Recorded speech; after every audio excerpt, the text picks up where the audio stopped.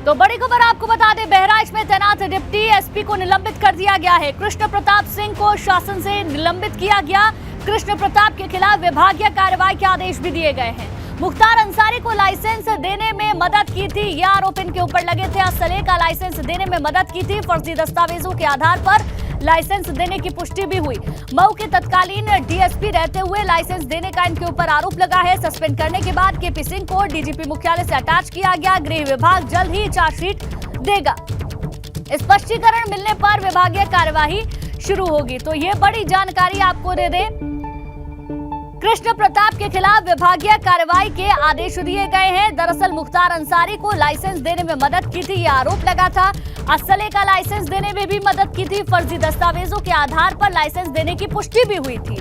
मऊ के तत्कालीन डीएसपी रहते हुए लाइसेंस देने का आरोप लगा है, जिसके बाद तैनात डिप्टी एसपी को निलंबित किया गया है। गृह विभाग जल्द चार्जशीट भी देगा, ये जानकारी सामने आ रही है। ये बड़ी जानकारी आपको दे दें, बहराइच में तैनात डिप्टी एसपी को निलंबित किया गया है। कृष्ण प्रताप सिंह को शासन ने निलंबित किया है। कई आरोप कृष्ण प्रताप सिंह के ऊपर लग रहे हैं। विभागीय कार्रवाई के आदेश अब दिए गए हैं।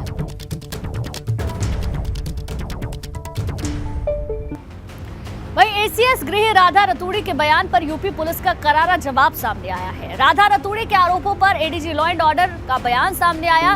राधा रतूड़ी का बयान गैर जिम्मेदाराना है। एडीजी प्रशांत कुमार ने ये कहा है, ऐसे बयानों से उन्हें बचना चाहिए। ये बयान खेदजनक है, ये बयान तथ्यों पर आधारित नहीं है। क्या राधा रतूड़ी को मुख्तार अंसारी निर्दोष लगते हैं? और क्या कुछ कहा प्रशांत कुमार ने, वो सुनिए आप। उत्तर प्रदेश पुलिस ने उत्तराखंड के एसीएस होम का बयान देखा और सुना है। एसीएस गृह उत्तराखंड ने बगैर तथ्यों की जानकारी किए एक गैर जिम्मेदाराना बयान जारी किया है। किसी भी सिविल सर्वेंट को ऐसे बयानों से बचना चाहिए, विशेषकर जबकि वो देश के सबसे बड़े राज्य तथा सबसे संवेदनशील राज्य से जुड़ा मुद्दा है। ये बयान खेदजनक है और तथ्यों के पे आधारित नहीं है। क्या एसीएस होम को मुख्तार अंसारी एवं विजय मिश्रा, जिनको माननीय न्यायालयों ने सजा दी है, निर्दोष लगते हैं? उत्तराखंड सरकार से यह मांग करती है कि इस तरह के गैर जिम्मेदाराना बयान तथा तथ्यहीन बयानों पर तत्काल रोक लगाई जाए। राधा रतूड़ी ने अपने बयान पर भी सफाई दी है। उन्होंने क्या कुछ कहा, आइए वो भी आपको सुनवाते हैं। प्रेस कॉन्फ्रेंस में जो विषय जिस पे बात हो रही थी वो ये है कि जो भी कोई क्राइम होता है तो उसका इन्वेस्टिगेशन सही तरीके से होना चाहिए और जो वास्तव में दोषी व्यक्ति हैं उनके खिलाफ कड़ी से कड़ी कार्रवाई होनी चाहिए। सभी प्रदेशों की पुलिस अच्छा काम कर रही हैं, यूपी पुलिस भी और उत्तराखंड पुलिस भी, और बहुत सारे ऐसे क्राइम्स होते हैं जिसमें मिल के दोनों पुलिस काम कर रही हैं और उसको सॉल्व भी कर रही हैं और बड़े बड़े अपराधियों को पकड़ा भी जा रहा है। तो आशय सिर्फ इतना ही था कि कोई निर्दोष व्यक्ति किसी भी केस में ना फंस जाए और जो वास्तव में दोषी व्यक्ति हैं उनके विरुद्ध ही पुलिस कार्रवाई करे। तो ये तो आपने राधा रतूड़ी की सफाई को सुना। आइए आपको सुनवाते हैं कि आखिर यूपी पुलिस पर राधा रतूड़ी ने पहले क्या आरोप लगाए थे। जो क्राइम है वो सॉल्व होनी चाहिए और सही तरीके से सॉल्व होना चाहिए और किसी निर्दोष को पकड़ना भी नहीं चाहिए, ये भी गलत है।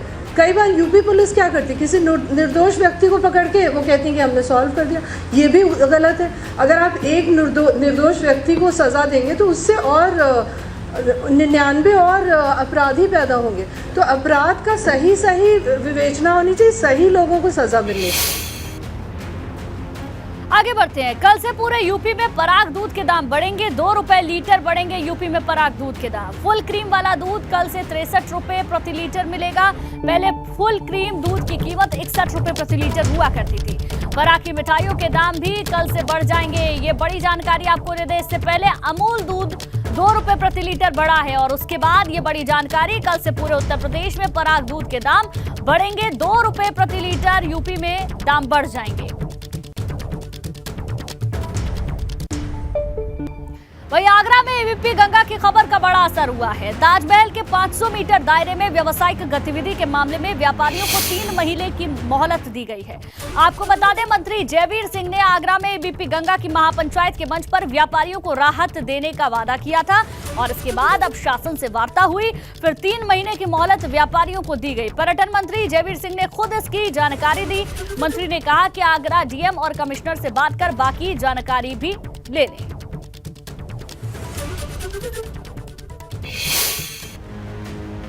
वहीं लखनऊ में भाजपा की कोर कमेटी की बैठक हुई। मुख्यमंत्री आवास पर हुई भाजपा कोर कमेटी की इस बैठक में सीएम योगी, यूपी प्रभारी राधा मोहन सिंह शामिल हुए। प्रदेश अध्यक्ष भूपेंद्र चौधरी के साथ साथ दोनों उप मुख्यमंत्री भी इसमें शामिल रहे। पार्टी की राष्ट्रीय महामंत्री डी पुरंदेश्वरी भी कोर कमेटी की बैठक में शामिल रही। कोर कमेटी की बैठक में कई मुद्दों पर चर्चा हुई है। तो भाजपा का महामंथन, निकाय चुनाव नजदीक, 24 को लेकर रणनीति, इसको लेकर आज ये बड़ी बैठक हुई। पार्टी की राष्ट्रीय महामंत्री डी पुरंदेश्वरी भी कोर कमेटी की इस बैठक में शामिल हुई। और देखिए, अब आप अपनी टेलीविजन स्क्रीन पर वो तमाम चेहरे देख सकते हैं जो इस बैठक में मौजूद रहे हैं। सरकार और संगठन किस तरीके से आगे काम करेगा, क्या रणनीति होगी, इसको लेकर चर्चा हुई। वहीं महिला से बदसलूकी करने के आरोपी नोएडा के श्रीकांत त्यागी को बड़ी राहत मिली है। इलाहाबाद हाईकोर्ट ने श्रीकांत त्यागी की जमानत अर्जी मंजूर कर ली है। हाईकोर्ट ने श्रीकांत त्यागी को जमानत पर जेल से रिहा किए जाने के आदेश दिए हैं। हाईकोर्ट ने गैंगस्टर मामले में श्रीकांत त्यागी को जमानत दी है। अब श्रीकांत त्यागी के जेल से बाहर आने का रास्ता साफ हो गया है। तो हाईकोर्ट ने जमानत को मंजूर कर लिया है। 4 मुकदमे दर्ज थे, जिसमें कि 3 में पहले ही राहत मिल चुकी थी और गैंगस्टर का जो मामला लगा था उसमें अब राहत श्रीकांत त्यागी को मिल गई है, जमानत दे दी गई है। अब श्रीकांत त्यागी के जेल से बाहर आने का रास्ता पूरी तरीके से साफ हो चुका है। वहीं भदोही की ज्ञानपुर सीट से पूर्व विधायक और बाहुबली विजय मिश्रा को आर्म्स एक्ट के एक मामले में आज भदोही एसीजेएम कोर्ट ने सजा सुनाई है। कोर्ट ने विजय मिश्रा को 2 साल 6 महीने की सजा सुनाई। कड़े सुरक्षा बंदोबस्त के बीच आज विजय मिश्रा को आगरा जेल से भदोही जिला कोर्ट में पेश किया गया।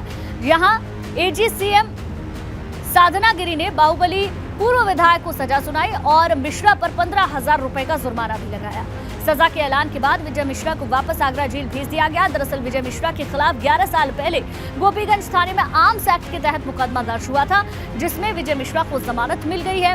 लेकिन अब आर्म्स एक्ट के मामले में सजा के बाद विजय मिश्रा को बड़ा झटका लगा है। सफाई का ऑफर मिला, लेकिन उनके द्वारा सफाई में ऐसा कोई शासन नहीं दिया गया जिस पर कि न्यायालय विश्वास कर सके। उनके द्वारा किन परिस्थितियों में लाइसेंसी इस्तेमाल होने के बाद जमा नहीं किया गया, ऐसा कोई शासन नहीं दे सके। आगे बढ़ते हैं अमरोहा से बड़ी खबर, जहां भानु के राष्ट्रीय उपाध्यक्ष से जुड़ी यह खबर है। चौधरी दिवाकर सिंह ने संगठन से त्याग पत्र दे दिया है। राष्ट्रीय अध्यक्ष ठाकुर भानु प्रताप सिंह पर आरोप लगाया है। पैसा उगाही और गलत आचरण जैसे गंभीर आरोप लगाए गए हैं। अमरोहा के फरीदपुर गांव के रहने वाले हैं चौधरी दिवाकर सिंह। भारतीय किसान यूनियन भानु के राष्ट्रीय उपाध्यक्ष भी हैं दिवाकर सिंह। ये बड़ी जानकारी आपको दे दें, जहां भानु से राष्ट्रीय उपाध्यक्ष से जुड़ी यह खबर, जहां चौधरी दिवाकर सिंह ने संगठन से त्यागपत्र दिया है।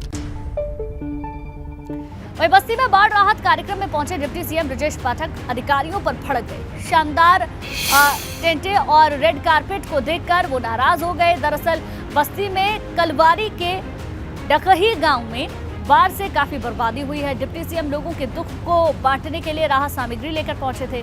उनके पहुंचने पर अधिकारियों ने उनका भव्य स्वागत किया। यहाँ पर पहुंचने पे मुझे बहुत दुख हुआ है। मैं जिला प्रशासन से कहूंगा कि बाढ़ राहत कैंपों में इस प्रकार के लिए टेंट की व्यवस्था हमारे आने पर भविष्य में न की जाए। ये धनराशि का दुरुपयोग बिल्कुल नहीं जरूरत है। साधारण इस धनराशि का उपयोग सारा का सारा बाढ़ पीड़ित लोगों के लिए किया जाए। इस टेंट और ये दरी बिछाने की बिल्कुल आवश्यकता नहीं है। ये सारे के सारे पैसे हमारे भाइयों को, बहनों को, बुजुर्गों को मिलने चाहिए। वहीं अयोध्या से भाजपा के सांसद लल्लू सिंह का एक बयान चर्चा में आ गया। उनका एक वीडियो वायरल हो रहा है, जिसमें वो कह रहे हैं कि सूचना मिली है प्रधानमंत्री नरेंद्र मोदी दीपोत्सव में शामिल हो सकते हैं। वीडियो वायरल होने के बाद लल्लू सिंह ने कहा वो कभी भी आ सकते हैं। हम लोग रोज शबरी भगवान राम का जिस तरीके से इंतजार करते थे, वैसे ही हम सारे कार्यकर्ता इंतजार करते रहते हैं।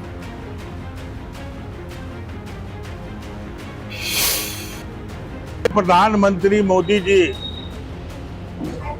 का कार्यक्रम नियमों से तय होता है और वह कभी भी आ सकते हैं। हम लोग तो रोज इंतजार करते हैं, जैसे सेवरी भगवान राम का रोज इंतजार करती थी, वैसे हम सारे कार्यकर्ता इंतजार करते रहते हैं कि जिस प्रधानमंत्री के कारण आज प्रभु श्री राम का भव्य मंदिर बन रहा है, वह यहाँ आए, हम उनका भव्य स्वागत कर सकते हैं। सुबह सपा अध्यक्ष ओम प्रकाश राजभर सावधान यात्रा को लेकर जौनपुर के जलालपुर थाना अंतर्गत छितौना गांव पहुंचे। यहां उन्होंने कहा कि जनता से जुड़े मुद्दों को लेकर वो सदन में हमेशा खड़े होते रहे हैं, चाहे मुद्दा छात्रवृत्ति का हो, विकास का रहा हो या फिर पिछड़ों का। जनता से जुड़े मुद्दे सदन में उठाते रहे हैं राजभर, ये बात उन्होंने कही। सावधान यात्रा लगातार आगे बढ़ रही है। चीज़ों की जरूरत समाज को है, चाहे वो छात्रवृत्ति का मामला हो, चाहे संपत्ति का मामला हो, चाहे जुर्म जाति अन्य अत्याचार का मामला हो, चाहे जो भूमाफिया के नाम पर जो गरीब कमजोर वंचित दशकों से बसे हैं उनके मकान गिराए जा रहे हैं। जो भी जनता से जुड़ी हुई जो समस्या जानकारी मुझे होती है उसको लेकर मैं सदन में खड़ा होकर। वहीं गाजीपुर के सांसद अफजाल अंसारी, जिन पर 2001 में चुनाव प्रचार के दौरान तोड़फोड़ करने का आरोप लगा था और उसमें मुकदमा दर्ज हुआ था, आज उसी मामले में गाजीपुर के सीजेएम कोर्ट में गवाहों की गवाही हुई, जिसमें अफजाल अंसारी खुद मौजूद रहे। गवाहों की गवाही पूरे होने के बाद सांसद अफजाल अंसारी मीडिया से मुखातिब हुए और उन्होंने अपनी बातें रखी। वहीं इस मामले में अगली तिथि 31 अक्टूबर तय कर दी गई है। ऊपर भी आज से 21 साल पहले 2001 में तहसील पर सरकार की जन विरोधी नीतियों के खिलाफ धरना प्रदर्शन करने का आरोप है।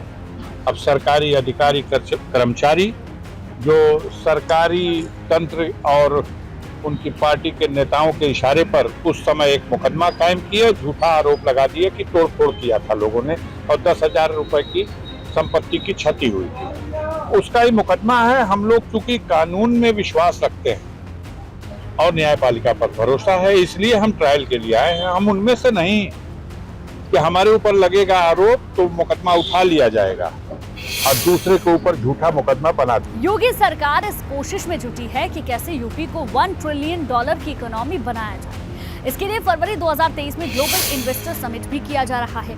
उससे पहले भारत के राजदूत जो अलग अलग देशों में तैनात हैं, उन्हें अब यूपी सरकार अपना ब्रांड एम्बेसडर विदेशों में बनाने की तैयारी में है।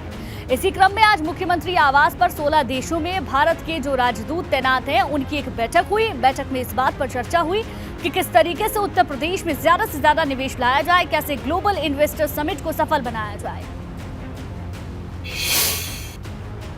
उत्तर प्रदेश की योगी सरकार इस कोशिश में जुटी है कि कैसे यूपी की इकॉनमी को $1 ट्रिलियन की इकॉनमी बनाई जाए। इसके लिए ग्लोबल इन्वेस्टर समिट फरवरी 2023 में होने और उससे पहले आज मुख्यमंत्री आवास पर 16 देशों में जो भारत के राजदूत तैनात हैं उनकी एक बैठक रखी गई है और ये बैठक 5KD यानी मुख्यमंत्री आवास पर हो रही है। मुख्य एजेंडा यही है कि विदेशों में उत्तर प्रदेश के ये ब्रांड एम्बेसडर होंगे जो राजदूत वहाँ पर तैनात हैं और 3T यानी ट्रेड, टूरिज्म और टेक्नोलॉजी, इस पर बातचीत बैठक में होगी। क्योंकि जो ग्लोबल इन्वेस्टर समिट होना है उसमें कोशिश यही है कि कैसे 10 लाख करोड़ का व्यापार आए, निवेश आए और $1 ट्रिलियन की इकॉनमी भी कैसे उत्तर प्रदेश को बनाया जाए। योगी वन में ये प्रयास शुरू हुआ था, IIM में क्लासेस भी हुई थी, उसके बाद कोरोना आ गया और फिर कहीं ना कहीं इस पर थोड़ा ब्रेक लगा। लेकिन अब जब स्थितियाँ सुधरी हैं तो सरकार इसी कोशिश में है कि यूपी को $1 ट्रिलियन की इकॉनमी कैसे बनाया जाए। 16 जो देश हैं वहाँ जो भारत के राजदूत तैनात हैं उनको बैठक के लिए बुलाया गया है। इसमें न्यूजीलैंड के राजदूत हैं, आयरलैंड में जो तैनात है राजदूत, देखिए लगातार गाड़ियाँ भी जा रही हैं। जो कोरिया में भारत के राजदूत तैनात हैं, क्रोएशिया में है, बहरीन में है, बोत्सवाना में है, पुर्तगाल में है, भूटान, नेपाल, मैक्सिको, जॉर्डन, उन सभी देशों में जो भारत के राजदूत तैनात हैं उन्हें बैठक में बुलाया गया है और इन सारी चीज़ों पर चर्चा होगी कि क्या। कैमरा मेहदी हसन के साथ अनुभव शुक्ला, गंगा लखनऊ। वहीं 7 देशों से आए राजदूतों ने बहराइच और फतेहपुर का भी दौरा किया। बहराइच में राजदूतों ने विकास कार्यों को बारीकी से देखा। 7 राजदूतों ने आंगनबाड़ी केंद्र और कई तरह के विकास कार्यों का निरीक्षण किया। वहीं फतेहपुर में विकास के पथ पर कितनी यात्रा तय की गई है, ये देखने कई देशों के राजदूतों में तैनात भारतीय राजदूतों का एक जत्था फतेहपुर पहुंचा। यहां उन्होंने ओडीओपी की एक प्रदर्शनी का निरीक्षण किया।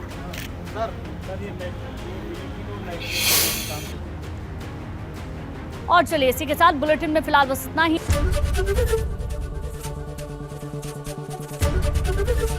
एबीपी गंगा, खबर आपकी, जुबान आपकी।